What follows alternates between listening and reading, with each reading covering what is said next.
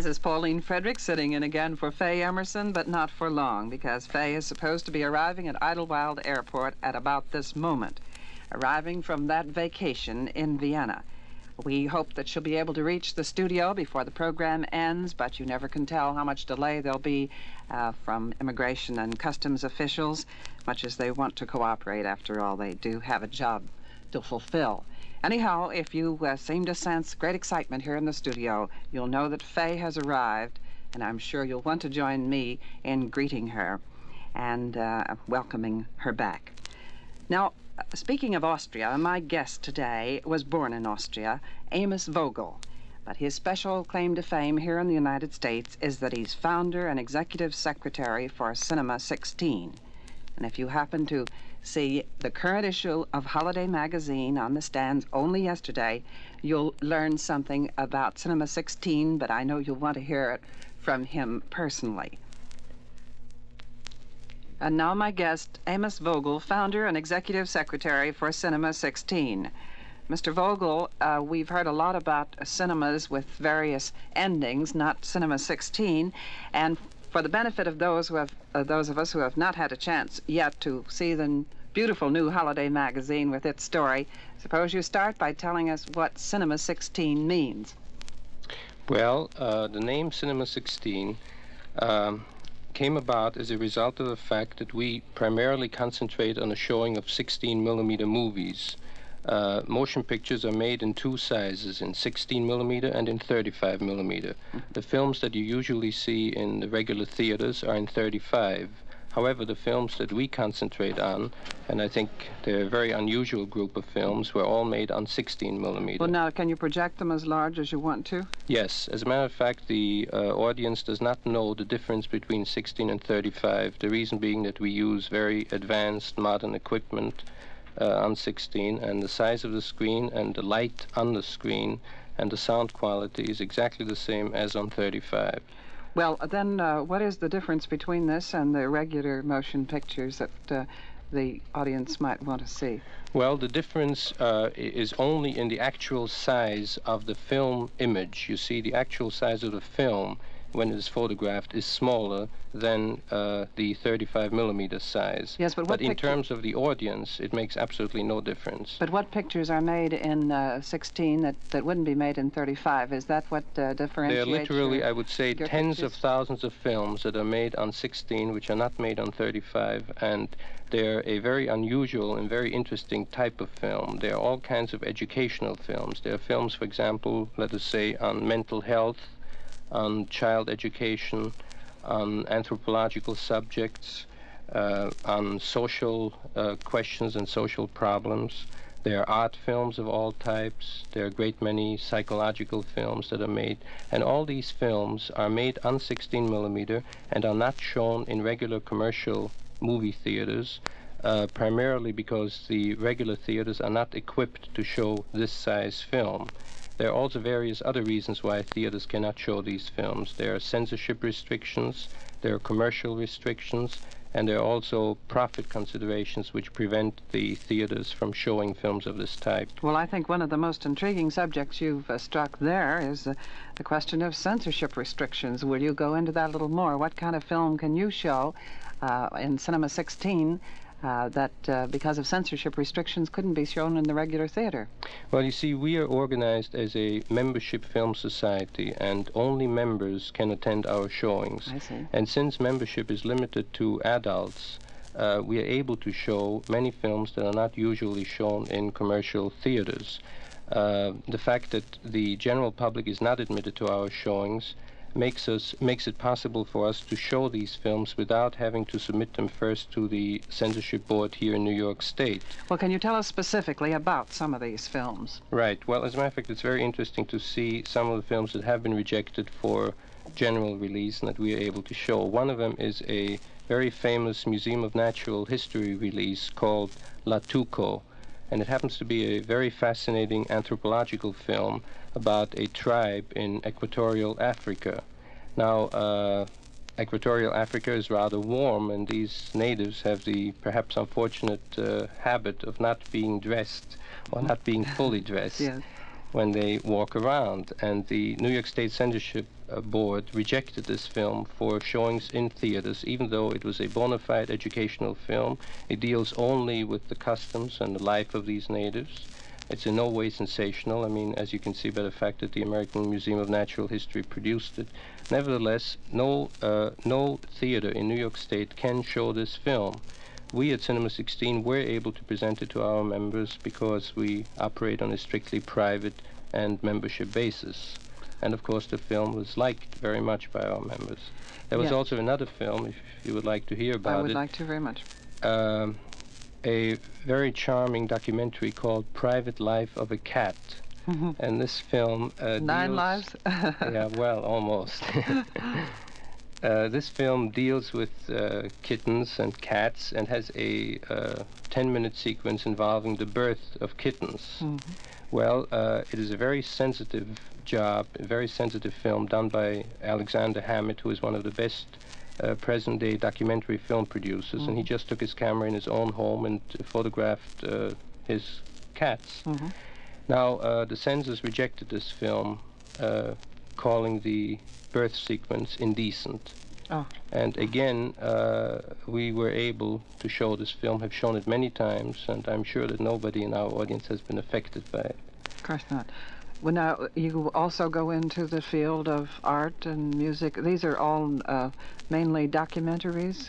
Yes, they are really all kinds of films, and I don't want to give the impression that they're, very serious or very theoretical or dry, abstract films. Some of them are, in our opinion at least, and certainly in the opinion of our audiences, as exciting, if not more exciting, than some of the Hollywood films that we see.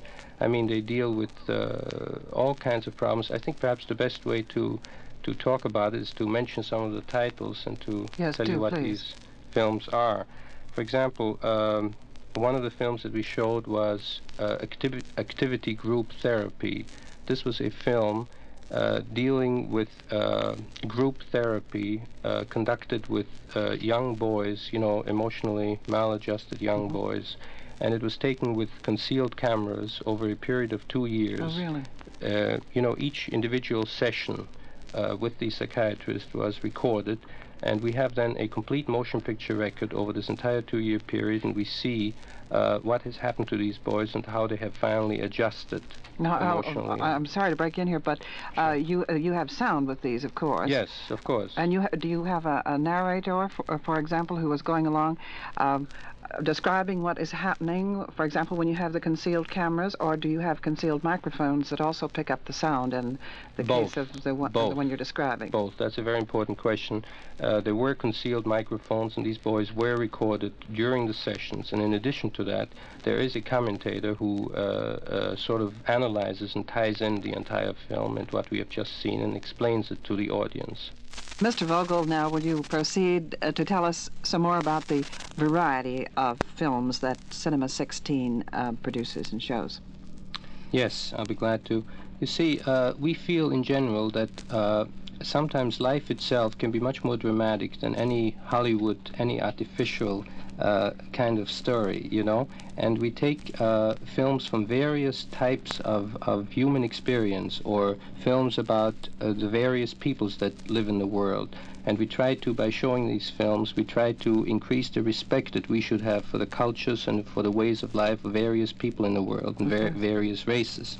For example, one of the films that we are showing this season is a little film called Psalm, which deals with an Orthodox Jew, the way he lives, the way he celebrates his holidays, the way he conducts his life. Then another film we are showing is called Angoti. This is a little Canadian film about an Eskimo boy. And instead of showing the Eskimo as he usually is shown, hunting and doing all the things that Eskimos are expected to do, we show here the home life of the Eskimos. We show how the place of the son, for example, in an Eskimo family, the place of the mother, the upbringing of the child and his upbringing during adolescence, for example.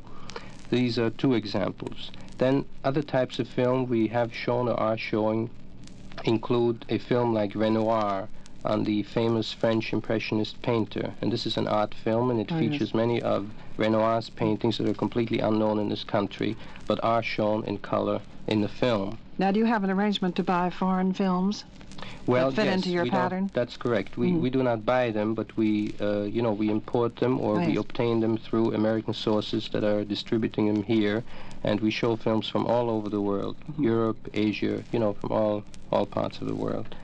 A very special program which is scheduled for our spring season consists of a showing of Nazi propaganda films. Oh. We feel that it's important for us to know how the screen can be misused for propaganda purposes. And the Department of Justice has given us permission to show these restricted Nazi propaganda films in Nazi newsreels. Oh, how exciting. I'd certainly like to see those. Now, that brings me back, of course, to you, who had to leave Austria, I believe, because of the Nazis. That's correct. And you and your wife then originated Cinema 16, you and your wife, Marcia. Can you tell us a little bit about the background, the genesis of this idea? Where did you... Well, in a sense, it really started in Vienna. Oh, is that Of course, because... Well, first of all, I had been interested in films all along, and of course I belonged to film societies in Europe. But what really made me most interested in this subject was was to see how the Nazis used the screen. And in that sense, it's interesting that I'm now showing this program of Nazi propaganda films.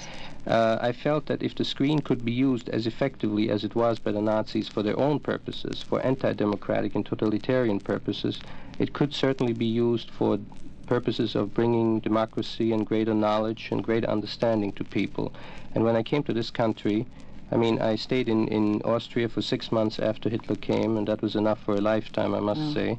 When I came here, I was very happy to see the many thousands of documentary and educational films that were lying around, so to speak, on shelves, and that were not being used except in schools and except by organized groups such as women clubs or PTAs. And I felt that even though very effective use was being made of these films by these organized groups, that the general public should also be permitted and enabled to see these films. And I felt it would be a wonderful idea to sort of make a showcase for films of this type and to enable anybody, so to speak, the man on the street, to see films of this type. And this was really you might say, the genesis of Cinema 16. Well, now, how does the man on the street get an opportunity to see these films? He has to belong to Cinema 16, doesn't he? That's correct, but it's very easy to join. All right, of course. Tell us about that. Well, all he has to do is to write to us at our office at 175 Lexington Avenue, New York, and we'll be glad to send him complete membership information and also our programs. We have a special introductory offer for new members. Our average membership rate, we have various membership categories, but our average rate is $10 per year. And what does that entitle a member Well, to? that entitles the member to 16 performances, a minimum of 16 performances per year. That's which reasonable really means, enough, isn't it? Yes, it's about 60 cents per performance. Yes, indeed. And they also get guest tickets. They get a free subscription to our film magazine, where we not only describe the films we show, but also have all kinds of news and editorials, by leading critics concerning American and foreign feature films. And they also get discounts at various movie theaters, our members do, and discounts on film equipment and film books. So all in all, I think it's a very reasonable arrangement. That's amazing. Do you mean if a person belongs to Cinema 16, that will entitle him to get into a commercial movie a little cheaper? Yes, there are many movie houses that cooperate with us, especially the art theaters. They're very interested in what we're doing. We are in no sense competitive to them. We simply increase, the general understanding and knowledge of good films, and we feel that we work together with them just as they work together with us. And of course, getting reduction on films and camera equipment too is very important. Well, you see, we organized on a non-profit basis. We strictly non-profit. Well, and again, that address is 175 Lexington Avenue. That's correct. That's Cinema 16, 175 Lexington Avenue. Now, where do you show these films? Well, we now show them at 2 theaters. One is the Central Needle Trades Auditorium, very modern auditorium, where we show them on Tuesday and Wednesday nights. And then we also show them on 3 consecutive Sunday mornings at the Beekman Theater on the East Side. Very beautiful art theater, I think one of the most beautiful art theaters in New York. And it's amazing to see how many people come at 11:15 on Sunday morning. I certainly really? wouldn't if I had the choice. We won't tell the churches. All right, Mr. Amos Vogel, you have some more things to tell us about Cinema 16, I'm sure. I want to ask a question, an additional question. Is membership in Cinema 16 limited to New Yorkers only? Oh, no, not at all. As a matter of fact, among our 5,000 members, we now have members from 7 neighboring states.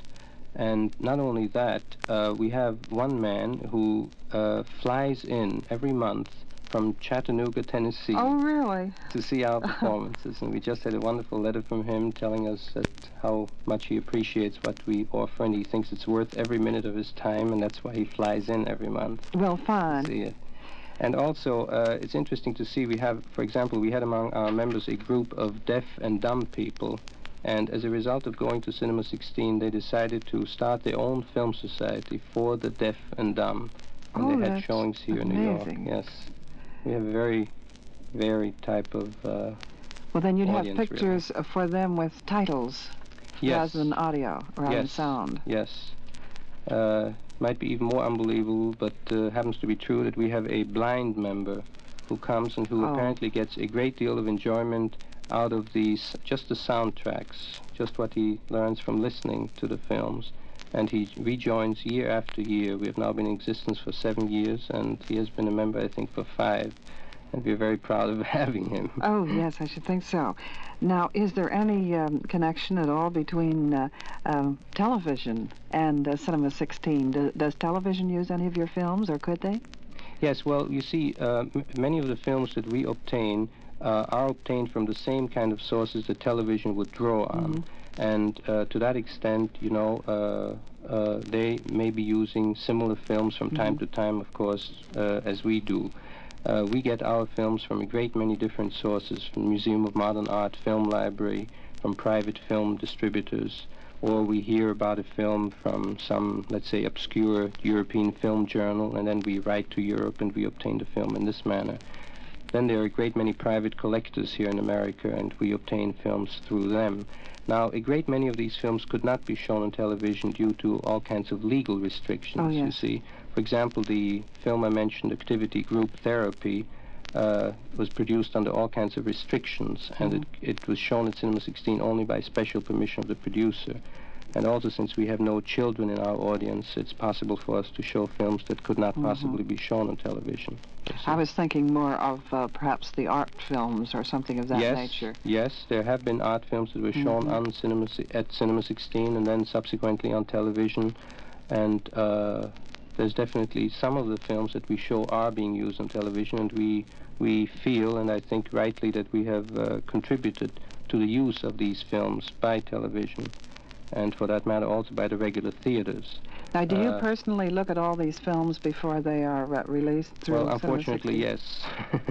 I have to look at about 10 bad films to find one which is usable, and let me tell you, after you've seen as many films as I have, you get very, very tired of this type of film. Sometimes. Well, I know a lot of people who'd like to have your job. They like the moving pictures so well. What does your wife do? Well, my wife has been with me in Cinema 16 all along from the very beginning, and I certainly would not have been able to do what I did without her. And for the time being, she has taken leave from Cinema 16. We have had one baby, which is now grown up, Cinema 16, and now we have a real one. Oh, fine. The first one, so I'm very happy to say that she is taking a change of employment. Fine. Well, I know you're happy about that, too. Thank you very much, Mr. Amos Vogel, founder and executive secretary for Cinema 16. Remember, that's 175 Lexington Avenue.